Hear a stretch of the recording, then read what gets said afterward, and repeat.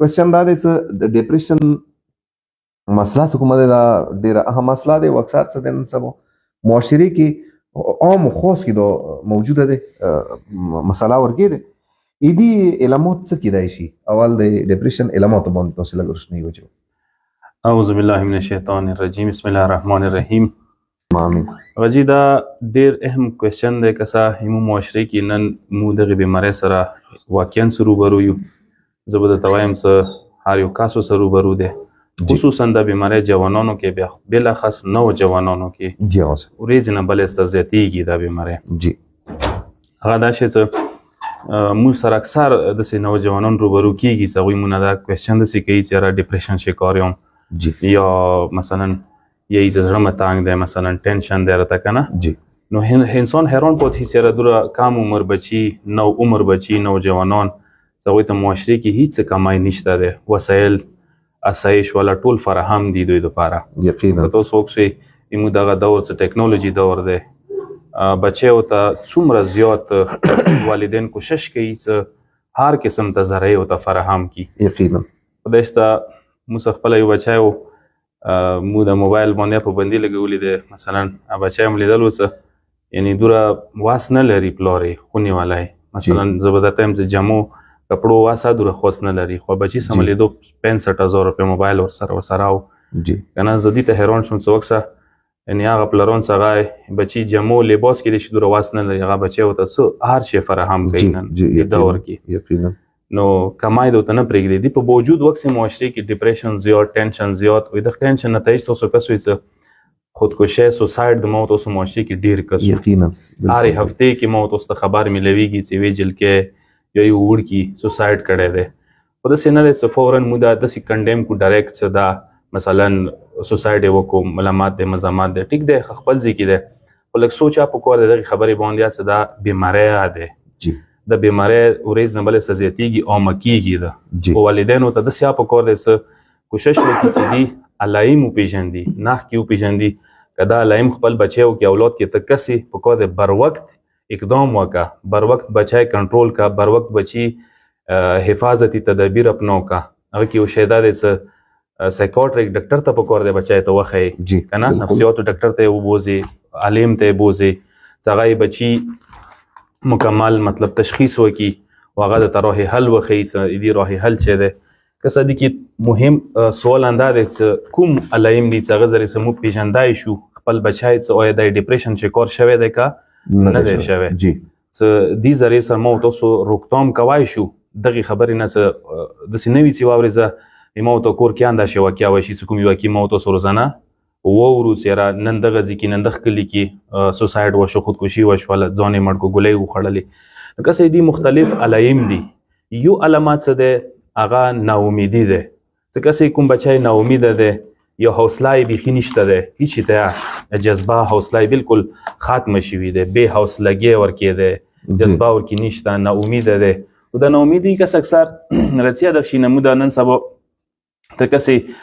خلک مقابلې کې دي یوروپ ته چوک روان چوک کینیډا ته روان چوک امریکا ته روان چوک استرالیا ته روان اوس کسې فیملی کې مثلا وړکي لاړل ووتل ورسېدل او کامیاب دي او تنخواهونه دي خلي وی دې ذهن کې ټوټل اندازه ګډېږي او بیا چې کېږي ناامیده کېږي پریشانۍ اظهار کوي ناامیدۍ اظهار کوي نو وټ علامات یې همدا ناامیدۍ دی بچي کې چې کله ناامیدۍ والا خبرې ورنه واوري کسې نو پوه شه چې دی ډپریشن شکار دی.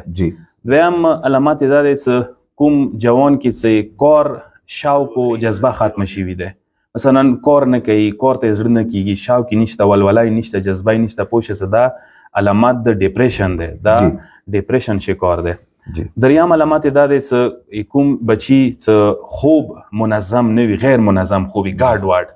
مثلا کله ورځې څوملي کله شپې څوملي بې ټایمه څوملي مثلا یو زیات خوب کوي هغه نه علاوه خوب ډسټرب دی تاسو به کسې نن سبا نسل جوان کې دا مسله ډېره زیاته شوې ده خوب اکثر ډسټرب دی شپې خوبونه نشته ورځې خوبونه بیا غیر منظم خوب کوي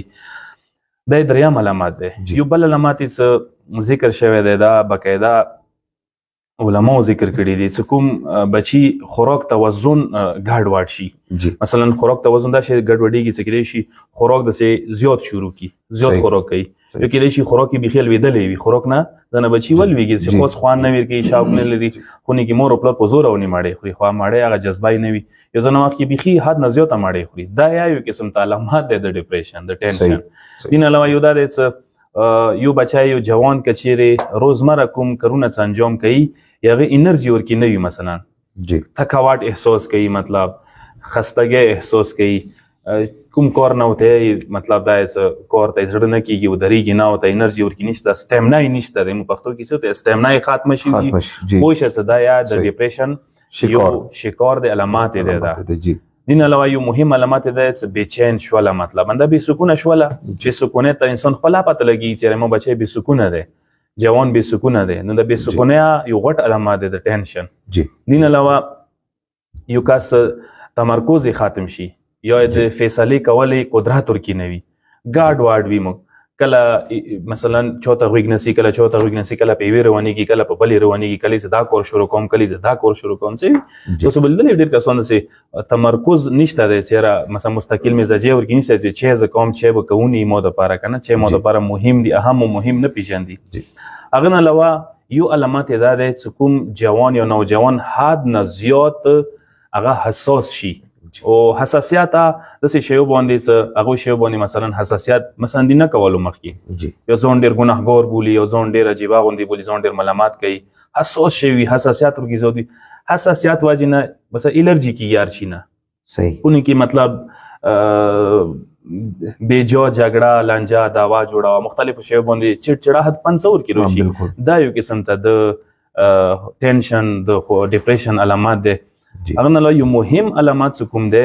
د ډپریشن هغه د خودکشۍ په باره کې سوچ کوله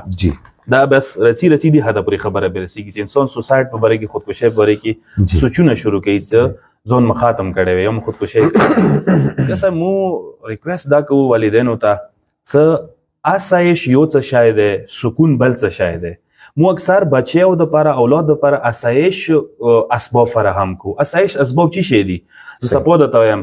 ښه بستره ښه کمره ښه وسایل هغه کې سپو درته وایم چې ته ټیبلیټ ورته خلې ته موبایل ورته خلې ته نن سبا څه بچی څخه د ډیمانډ د نه کوي تی هغه پوره کوي دا ټول وسایل د آسایش دي آسایش روستای شي رفاه روستای شي دا وسایل اما دا ټینشن نشي ختموای دا سکون نشي روستای نو همیشه دپاره دا سوچ نه کوي چې زه بچي دپاره آسایش ډېر فراهم کوم آسایش ته هر څوک ته فراهم کا آسایش جسم څخه تعلق لري صرف بدن څخه تعلق لري کوشش انسان دا وکړي چې آسایش نه علاوه هغه اسباب هغه شی باندې سوچ وکړه چې هغه بچي سکون راولي ان شاء الله دنیا مو باس کوو زه صرف په توان د اول سوال جواب مو دې کړو چې دا علامتونه کچيري یو والد صاحب یو والدین مثلا خپل بچي کې کسي په کور دی هغه بچي بر وخت غام وکي غاوري وکي وګرنه هغه ورځ سروشي چې بیا افسوس کوي ارمان کوي چې کوش بچی باندې مغاور کړی وي بیا لوس نار څه وتلی وي انسان